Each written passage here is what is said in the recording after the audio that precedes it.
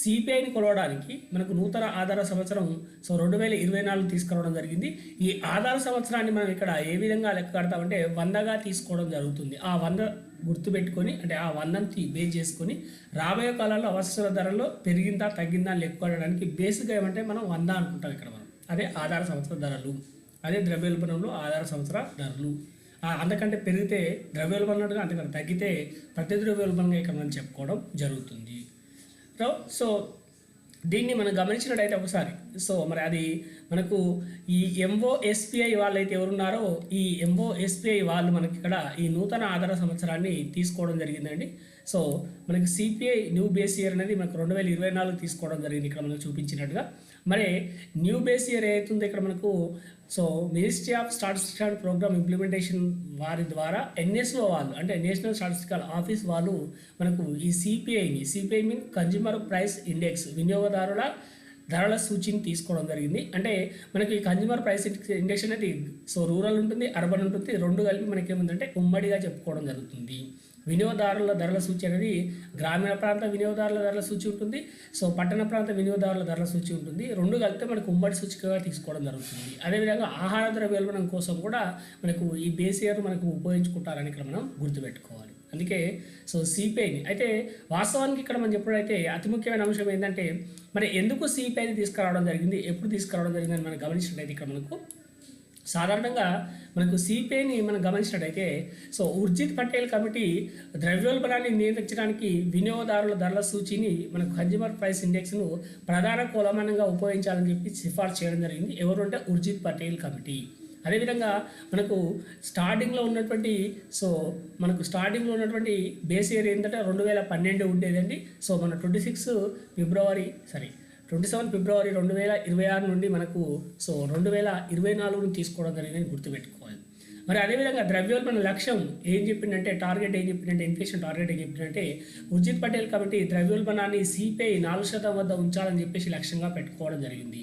అంటే దీనికి ఇరువైపులా మనకు +2% అంటే +2 ఉండొచ్చు లేదా -2 ఉండొచ్చు. అంటే మనకు 2 నుంచి 6 వరకు బ్యాలెన్స్ బ్యాండ్ సమాన పరిమితి సూచించడం జరిగింది. అంటే మనకు 2 నుంచి 4 వాస్తవానికైతే 4 ఉండాలి. ఏదైనా పరిస్థితులు ఏర్పడినప్పుడు 2 నుంచి 6 మధ్యలో మనకు ద్రవ్యోల్బణం అనేది ఉండాలి అని చెప్పేసి పేర్కొనడం జరిగింది. అంటే ఈ 2 నుంచి 6% మధ్య ద్రవ్యోల్బణం మారితే అప్పుడు ఖచ్చితంగా ఏంటంటే 6% కంటే ఎక్కువైనా 2% కంటే తక్కువైనా కూడా ద్రవ్యోల్బణం మనకి ఇక్కడ ఏం చేయొచ్చు అంటే ఆ ద్రవ్యోల్బణ రేట్ అనేది మనకు ఇన్ఫ్లేషన్ అనేది మారితే మాత్రం ఖచ్చితంగా మనకు ఉర్జిత్ పటేల్ ఏం చెప్తారంటే ఆర్బీఐ చర్యలు తీసుకోవాలి. ఎవరు చర్యలు తీసుకోవాలి? ఆర్బీఐ చర్యలు తీసుకోవాలి. అంటే అది రెపో రేటు పెంచడమా, రివర్స్ రెపో రేటా, లేదా సిఆర్ఆర్ ఇలాంటివి మనం చాలా సందర్భాల్లో వింటుంటాం. ముఖ్యంగా రెపో రేటు బ్యాంక్ రేటు పైన దాని యొక్క ప్రభావం చూపుతుంది ఎవరు? ఆర్బీఐ సంబంధిత అంశం.